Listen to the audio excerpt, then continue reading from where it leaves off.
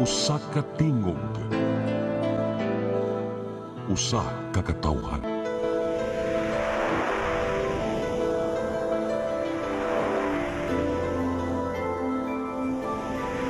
Cebu Catholic Television Network.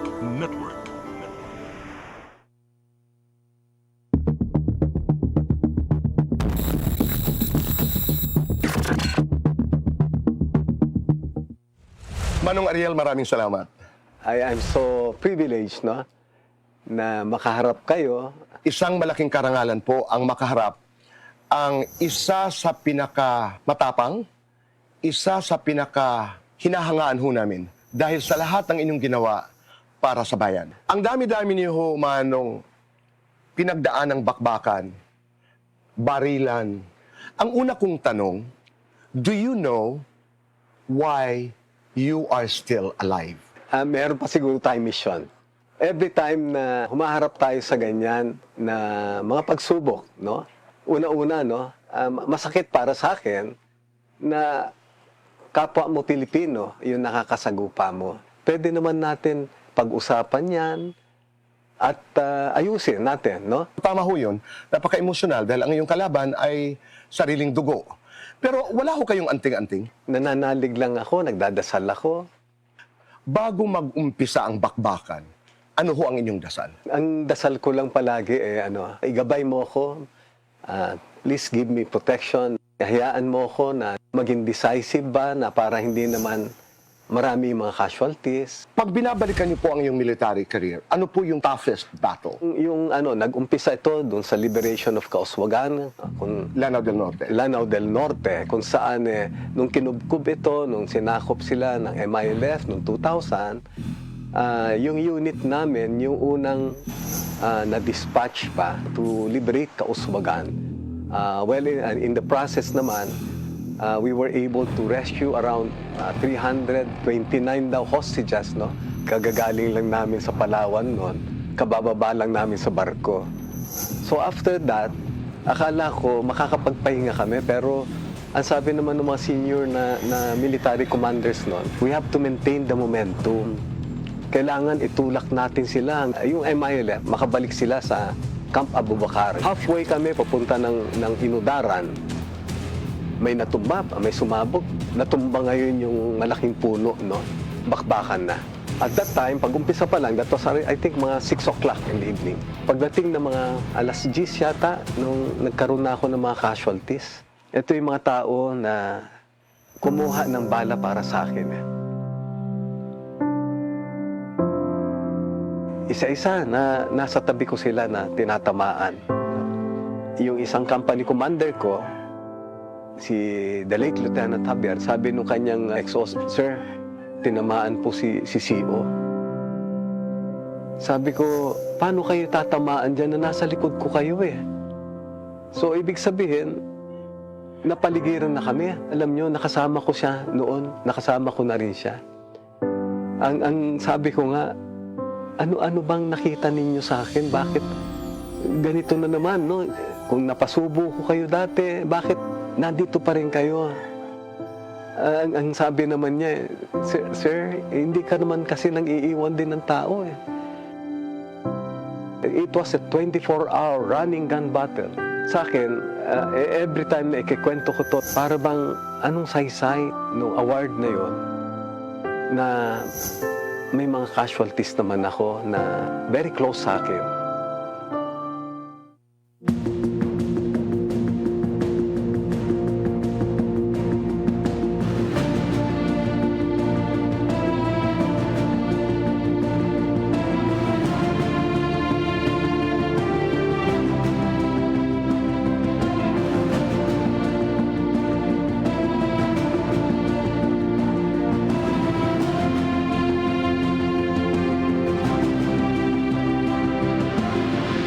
Kahit saan ka kumilos, may casualties, pero may naisalba ka naman ng mga buhay. Meron ngang isa ron na na-meet ko sa Dumaguete.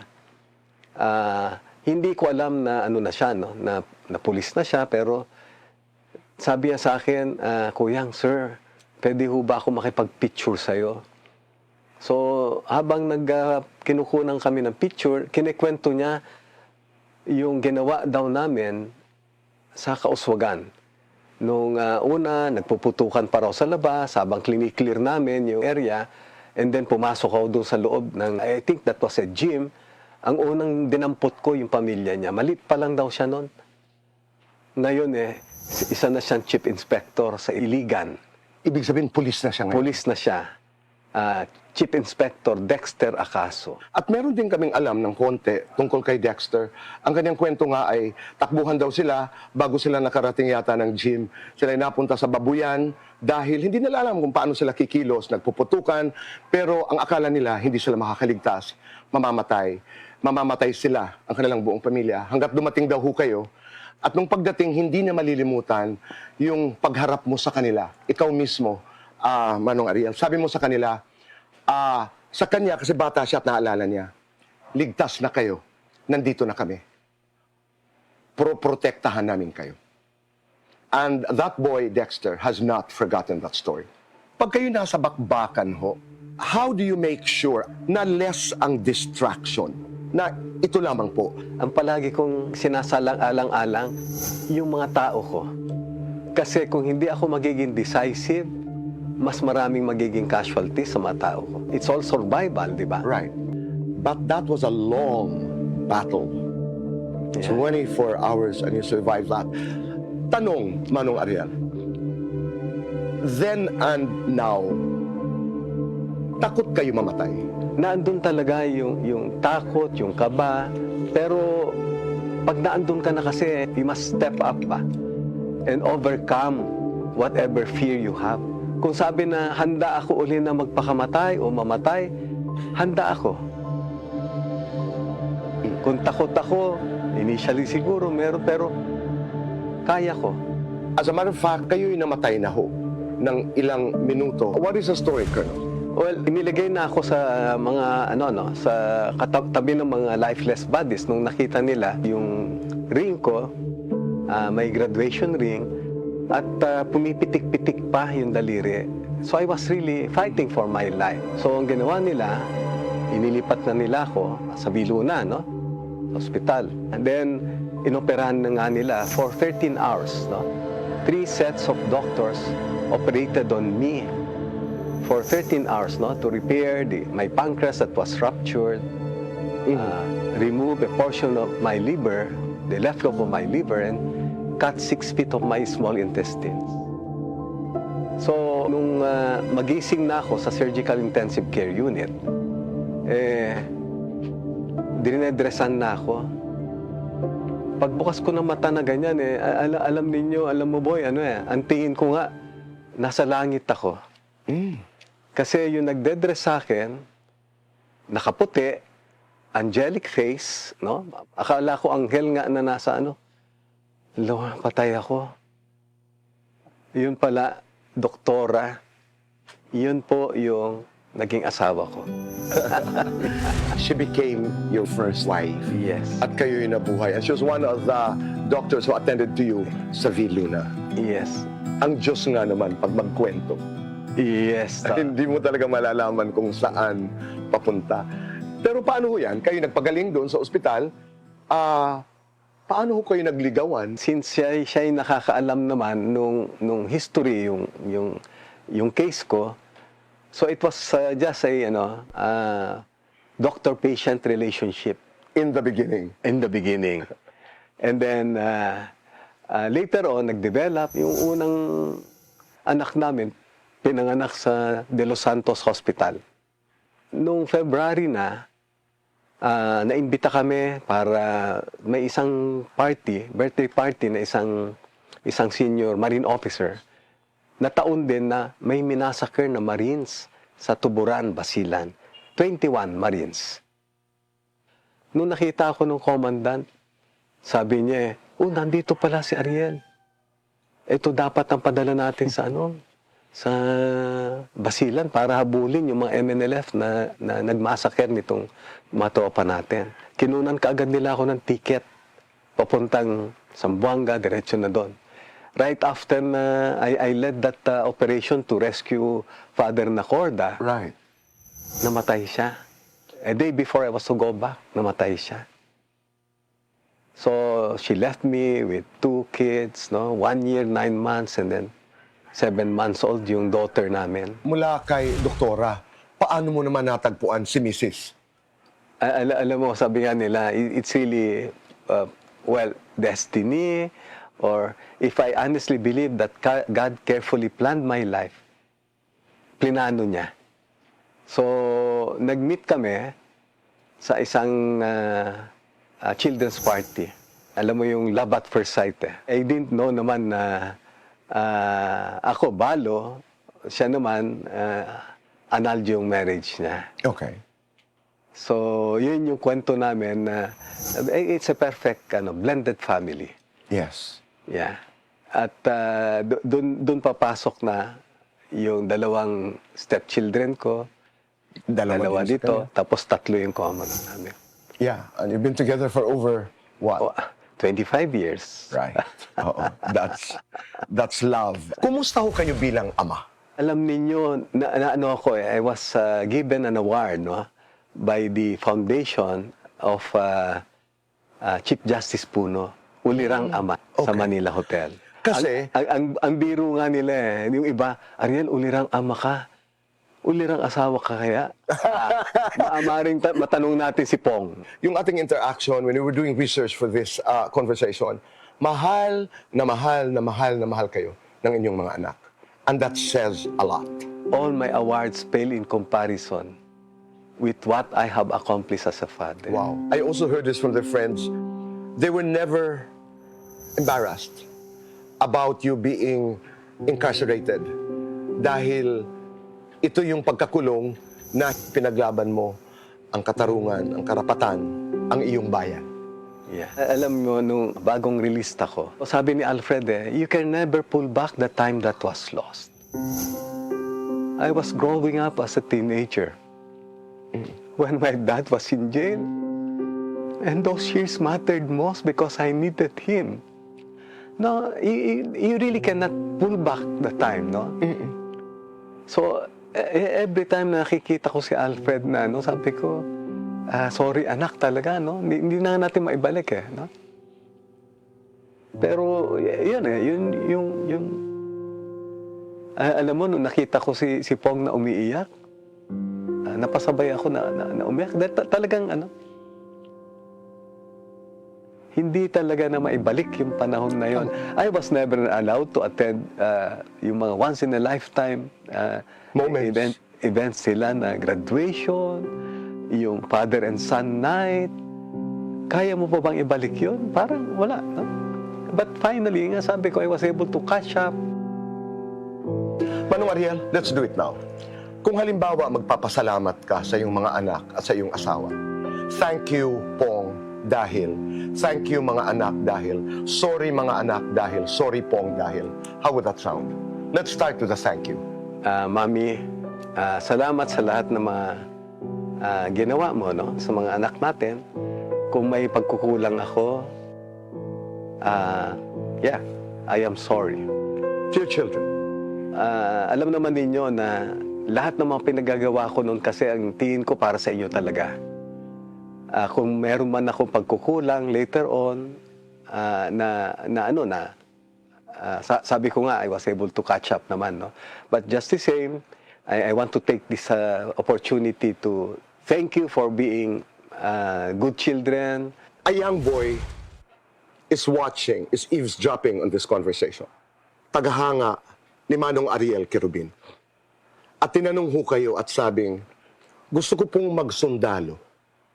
Anong sasabihin niyo? Encourage ko siya na magserbisyo kayo kasi dito natin makikita talaga na yung ating pagmamahal sa bansa, kung talagang yun ang nyo na mahal ninyo yung bansa, pumasok kayo. Let's talk about some issues. Sa simpleng pananalita, ano ang iyong posisyon dito sa hidwaan na namamagitan, hindi lang naman tayo.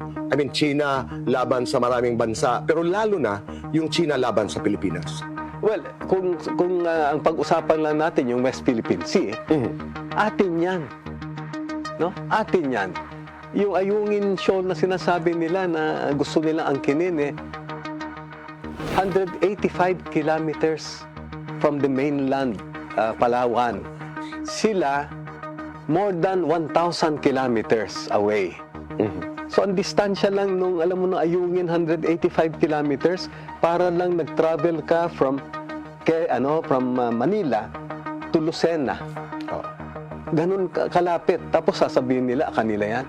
Atin yan. Let's move on to charter change. So among the choices, People's Initiative, Constitutional Convention, nasaan ho kayo? Constitutional Convention ako. Bakit ho?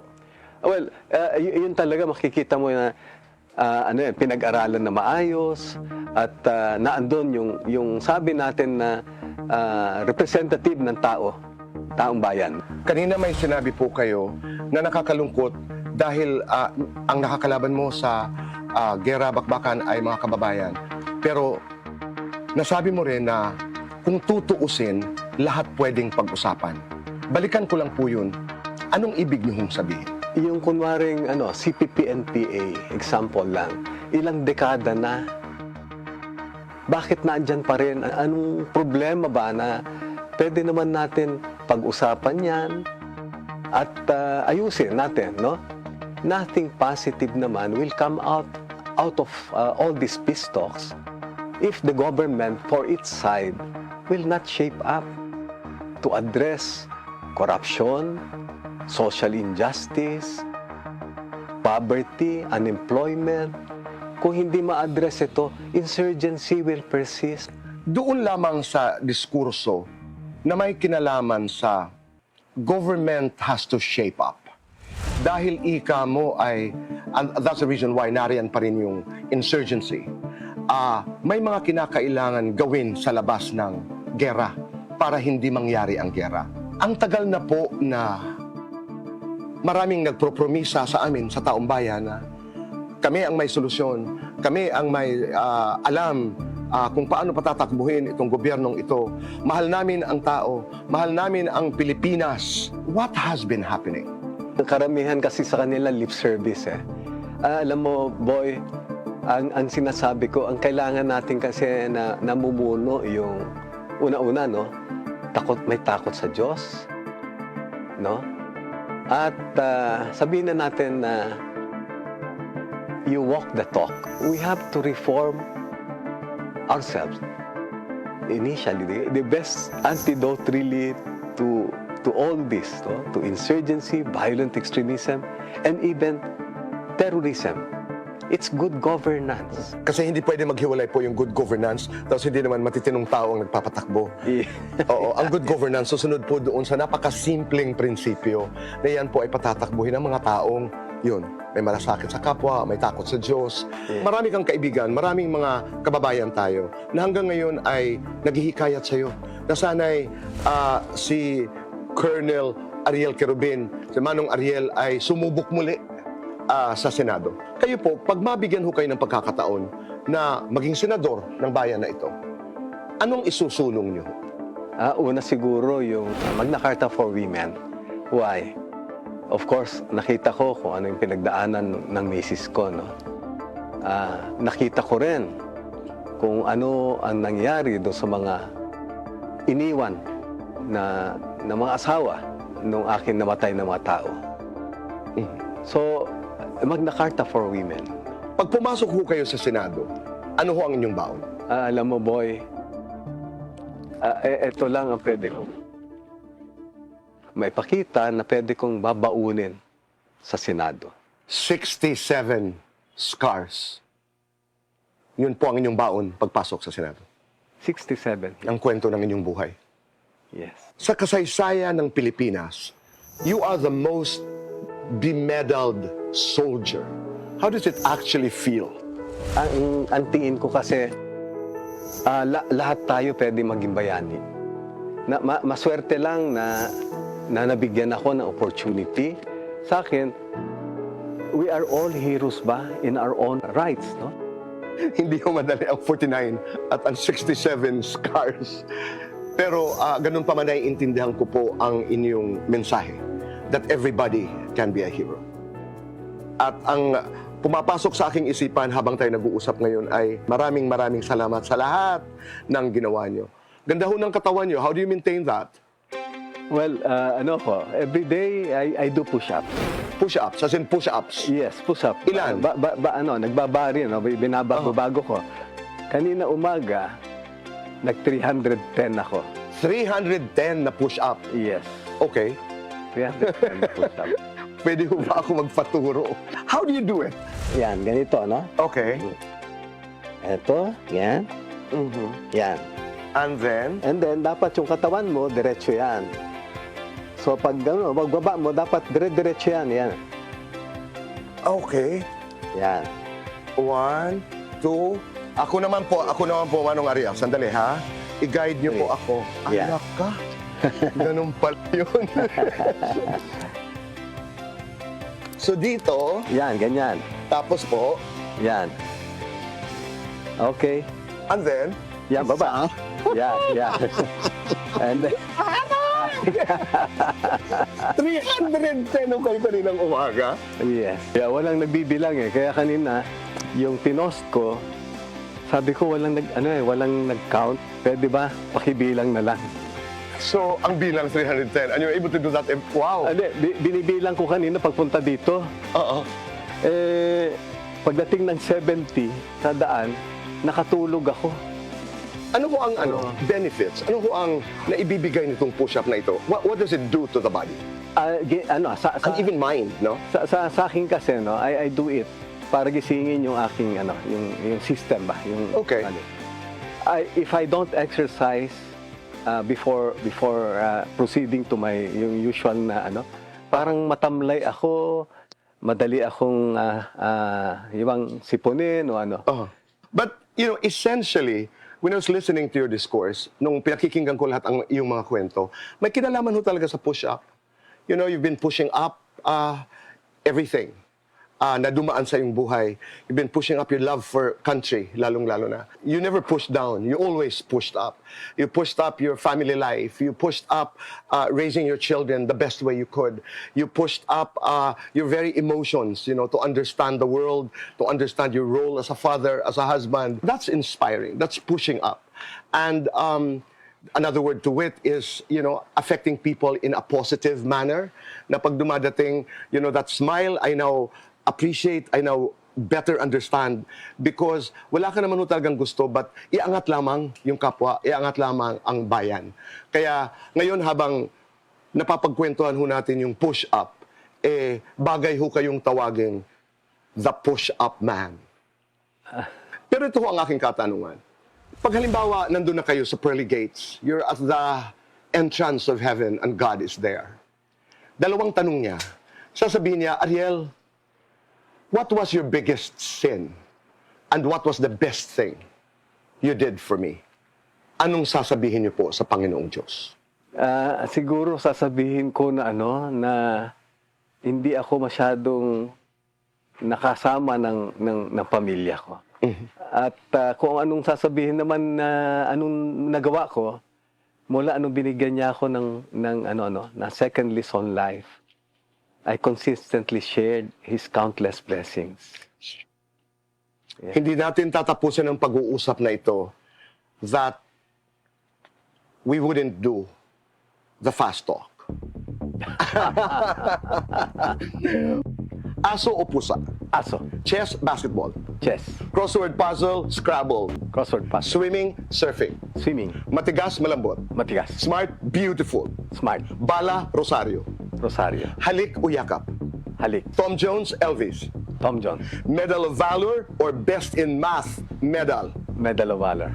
TikTok, Facebook. TikTok. Chicharon, mani. Chicharon. Battlefield o kulungan. Battlefield. Bayan, pamilya. Pwede bang bayan at pamilya? Pwede. Guns o roses. Pwede rin parehas? Bundok o dagat. Bundok. Doon ako nasanay. Mahal ka, mahal mo. Mahal ko.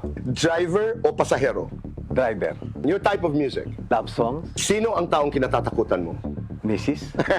What was the nicest thing said about Ariel? Sharer.